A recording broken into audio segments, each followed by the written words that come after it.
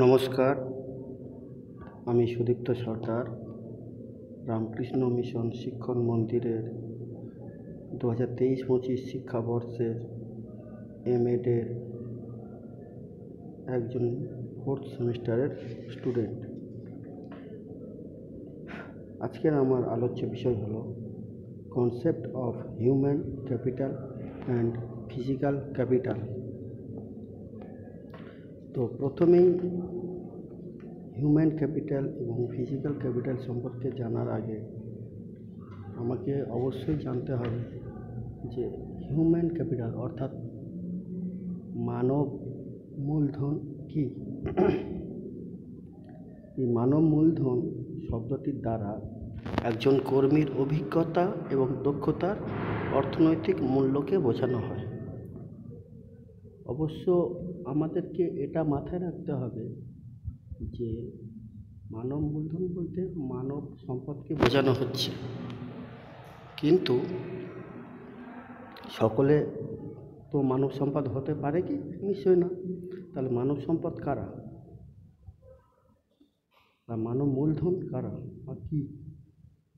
তাহলে মানব মূলধন হলো মানুষের অন্তর্নিহিত উৎপাদনশীল ক্ষমতা হলোই মানব মূলধন, অর্থাৎ মানুষের কোনো কিছু অ্যাবিলিটি, সেটা কোম্পানি হোক বা শিক্ষকতা হোক অন্য কোনো খাতে, তার যে পড়ানোর বা কোনো কাজ করার যে আলাদা দক্ষতা, সেটাই হচ্ছে মানব মূলধন। এখানে দেখো আবার বলা হয়েছে এটি একজন ব্যক্তির দক্ষতা, জ্ঞান ও স্বাস্থ্যের অর্থনৈতিক মূল্য। অর্থনীতিবিদ এবং সমাজবিজ্ঞানীরা কোনো উৎপাদনশীল প্রক্রিয়ায় মূল্যবান ব্যক্তিদের বৈশিষ্ট্য বর্ণনা করার জন্য এটি ব্যবহার করে।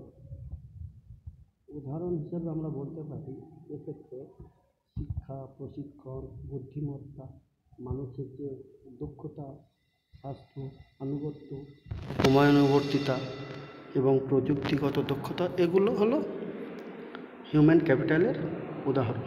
তাহলে হিউম্যান ক্যাপিটাল সম্পর্কে বা মানব মূলধন সম্পর্কে প্রথম কে ধারণা দিয়েছিলেন? ফরাসি অর্থনীতিবিদ অ্যাডাম স্মিথ 1776 খ্রিস্টাব্দে তাঁর দ্য ওয়েলথ অফ নেশনস গ্রন্থে মানব পুঁজির অধ্যয়নের জন্য প্রথম তিনি মাধ্যম তৈরি করেন। এর বেশ কিছু বছর পরে অর্থাৎ 1897 খ্রিস্টাব্দে আরভিং ফিশার প্রথম আনুষ্ঠানিকভাবে অর্থনীতিতে হিউম্যান ক্যাপিটাল শব্দটি ব্যবহার করে থাকেন। অবশ্য এটি একটি অদৃশ্য সম্পদ, অর্থাৎ এই হিউম্যান ক্যাপিটাল হলো একটা অদৃশ্য সম্পদ বা গুণ, যা কোনো কোম্পানির ব্যালেন্স শিটে তালিকাভুক্ত থাকে না, আর স্বাস্থ্য এবং উন্নয়নের মাধ্যমে এটি বিকশিত হতে পারে।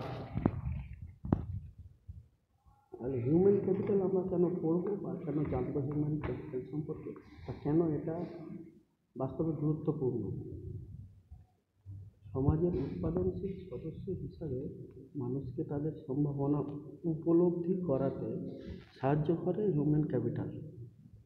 এটি কোম্পানিগুলিকে তাদের ভবিষ্যতের যে লক্ষ্য সেটা অর্জনে সাহায্য করে থাকে।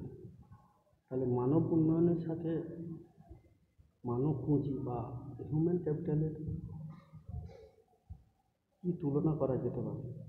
মানব মূলধন শ্রম ক্ষমতাকে পরিমাপ করে, কিন্তু মানব উন্নয়ন বা হিউম্যান ডেভেলপমেন্ট মানব সম্ভাবনা বৃদ্ধির একটি প্রক্রিয়া।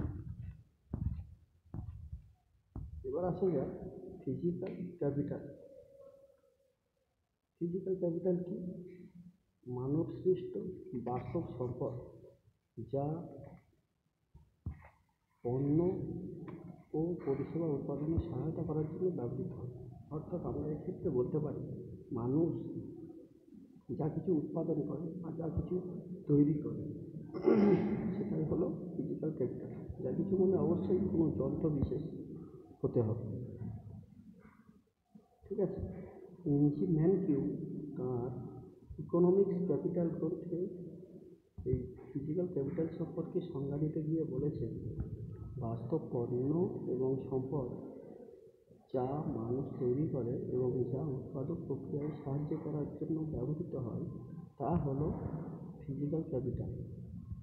ঠিক আছে, অর্থাৎ ফিজিক্যাল ক্যাপিটাল হলো পণ্য ও পরিষেবা উৎপাদনের জন্য ব্যবহৃত যন্ত্র। অর্থাৎ কোনো যন্ত্র যেটার দ্বারা আমরা কোনো কিছু, অর্থাৎ নতুন কোম্পানি বলো বা কোনো স্কুলে পণ্য উৎপাদন মানে কোনো জিনিসপত্র তৈরি, সেটা উৎপাদন করতে পারি, তার জন্য যে যন্ত্র সেটাই হলো ফিজিক্যাল ক্যাপিটাল। এক্ষেত্রে উদাহরণ হিসেবে আমরা বলতে পারি বিভিন্ন যন্ত্রপাতি, বিভিন্ন যে বাড়িঘর তৈরি করে, অর্থাৎ ভবন, যানবাহন, বিভিন্ন সরঞ্জাম, কম্পিউটার, নগদ অর্থ, রিয়েল এস্টেট প্রভৃতি। ঠিক আছে, এবারে এই ফিজিক্যাল ক্যাপিটালের কী ব্যবহার করা যায় সেটা সম্পর্কে আমরা জানি। তো কাঁচা মাল বা প্রাকৃতিক মূলধনকে পণ্যে রূপান্তরিত করতে ফিজিক্যাল ক্যাপিটাল ব্যবহার করা হয়। অর্থাৎ আমি আগেই বলেছি যে এটা হলো একটা যন্ত্র বিশেষ বা যন্ত্র, মানব তৈরি বা মানুষের সৃষ্টি একটা যন্ত্র। এই যেমন আমি যদি কাঁচা মালের কথা বলি, তাহলে আমি তুলোর ধরো একটা উদাহরণ দিচ্ছি, তুলো বা কার্পাস। সেখান থেকে কী হচ্ছে, কারখানাতে নিয়ে যাচ্ছে তুলো তৈরিতে, তুলো থেকে বিভিন্ন রকমের সুতি বস্ত্র তৈরি হচ্ছে। কিসের মাধ্যমে? এই যন্ত্রের মাধ্যমে। অর্থাৎ এই যন্ত্রটা ব্যবহার করে তার মাধ্যমে আমরা কোনো জিনিস উৎপাদন করছি। অর্থাৎ এই যন্ত্রটা হচ্ছে ফিজিক্যাল ক্যাপিটাল। ঠিক আছে, যেমন আরও একটা উদাহরণ দিলে বুঝতে পারবেন যে কৃষিকাজে আমরা যে ট্র্যাক্টর ব্যবহার করি সেটা ফসল উৎপাদনের জন্য ব্যবহৃত হয়, বা সেলাইয়ের মেশিন আমি আগেই বললাম এটা পোশাক শিল্পে ব্যবহৃত হয়। এগুলো ফিজিক্যাল ক্যাপিটালকে আমরা সাধারণত চার প্রকারে বা চার ভাগে ভাগ করে করতে পারি। ঠিক আছে, কিন্তু এক হচ্ছে বিভিন্ন যন্ত্রপাতি হতে পারে, দুই কুড়াল কাস্তে জাতীয় সরঞ্জাম, তিন কম্পিউটারের মতো প্রযুক্তি, চার হচ্ছে মানুষের দ্বারা উৎপাদিত পণ্য।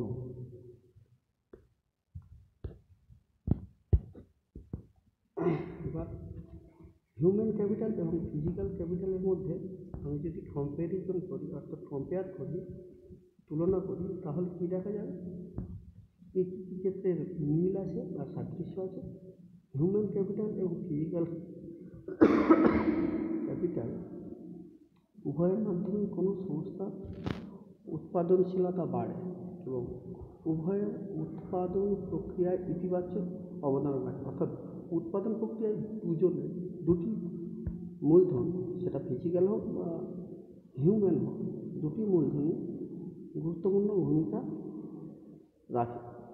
আর কি, হিউম্যান ক্যাপিটাল এবং ফিজিক্যাল ক্যাপিটাল হলো ক্যাপিটালের দুটি বিভাগ, যেখানে হিউম্যান ক্যাপিটাল বলতে কর্মীদের জ্ঞান, অর্থাৎ যখন কোনো কর্মী কাজ করছে তার জ্ঞান, দক্ষতা, কাজ করার ক্ষমতা বা অ্যাবিলিটি, অভিজ্ঞতা, মনোভাবকে বোঝায়। আর ফিজিক্যাল ক্যাপিটাল বলতে কী বোঝায়? যন্ত্রপাতি, ভবন, সরঞ্জাম, অবকাঠামো ইত্যাদিকে বোঝানো হয়। তাহলে আমি সাদৃশ্য পড়া হয়ে গেল, আর মিলগুলো আমি কোথায় কোথায় দেখলাম। তাহলে এবার পার্থক্যটা কী বা বৈসাদৃশ্য এই দুজনের মধ্যে কোথায়, সে সম্পর্কে আমি বলব।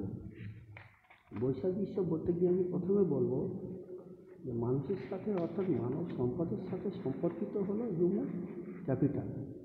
অন্যদিকে ফিজিক্যাল ক্যাপিটাল হলো মানুষ আবিষ্কৃত যন্ত্র। ঠিক আছে, হিউম্যান ক্যাপিটাল হলো একটি সচেতন এবং সামাজিক প্রক্রিয়া, কিন্তু ফিজিক্যাল ক্যাপিটাল হলো একটি প্রযুক্তিগত এবং অর্থনৈতিক প্রক্রিয়া। হিউম্যান ক্যাপিটাল আলাদা করা যায় না, কেবল তাদের পরিষেবাগুলিকে বিক্রি করা যেতে পারে। অর্থাৎ অর্থের বিনিময়ে আমরা যে কাজ করছি বা কোম্পানিতে বিভিন্ন লোকজন কাজ করছে, এটা বোঝাচ্ছে। ঠিক আছে, আর ফিজিক্যাল ক্যাপিটাল মালিক থেকে আলাদা করে, কোনো যন্ত্র একটা মালিক আরেকজনকে ট্রান্সফার করলো, বিক্রি করলো, এগুলো করে, অর্থাৎ সহজেই বিক্রি করা যায় এবং বাজারে লেনদেনের সুযোগ রয়েছে। আর কি, স্বাস্থ্য ও শিক্ষায় ক্রমাগত বিনিয়োগের মাধ্যমে হিউম্যান ক্যাপিটালের উৎপাদনশীলতা এবং লাভজনক বৃদ্ধি বা হ্রাস করা যায়। কোম্পানি তার কর্মীদের উপর যত বেশি বিনিয়োগ করবে, তার উৎপাদনশীলতা এবং সাফল্যের সম্ভাবনা তত বেশি হবে। কেবলমাত্র বয়স্কজনিত কারণে বা বার্ধক্যের কারণে বা রোগের কারণে এইগুলোর অপচয় হতে পারে, অর্থাৎ হিউম্যান ক্যাপিটালের অপচয় হতে পারে। কিন্তু ফিজিক্যাল ক্যাপিটাল ক্রমাগত ব্যবহারের কারণে এবং সময়ের সাথে সাথে এর অপচয় ঘটতে পারে। লক্ষ্য করলে দেখতে পাবে তোমরা যে যদি আমি একটা যন্ত্র দীর্ঘদিন ফেলে রাখি তাহলে কি তার অপচয় ঘটবে, খারাপ হবে। বা দীর্ঘদিন যদি কোনো যন্ত্র ব্যবহার করি তাহলে তার যন্ত্রপাতিগুলো ক্ষয়ে যাবে। এটাই এখানে বোঝানো হয়েছে। আর কি, হিউম্যান ক্যাপিটাল বিভিন্ন দেশের মধ্যে অপেক্ষাকৃত কম গতিশীল, কারণ জাতীয়তা এবং সংস্কৃতির কারণে তাদের চলাচলে সীমাবদ্ধ রয়েছে। অর্থাৎ আমরা এটা বলতে পারি যে এই যে হিউম্যান ক্যাপিটাল অর্থাৎ মানব সম্পদ বা মানব মূলধন আমরা কিন্তু যেখানে সেখানে হঠাৎ করে ব্যবহার করতে পারি না। অর্থাৎ এ দেশ থেকে অন্য দেশে, ভারত থেকে আমেরিকা, ইংল্যান্ড, জাপান বা তোমার ইউরোপের যে কোনো দেশে হঠাৎ করে নিয়ে যেতে পারি না। কিন্তু ফিজিক্যাল ক্যাপিটাল বিভিন্ন দেশের মধ্যে আরও বেশি গতিশীল, অর্থাৎ এখান থেকে অন্যান্য জায়গায় সহজে নিয়ে যাওয়া যায়। ঠিক আছে, ধন্যবাদ।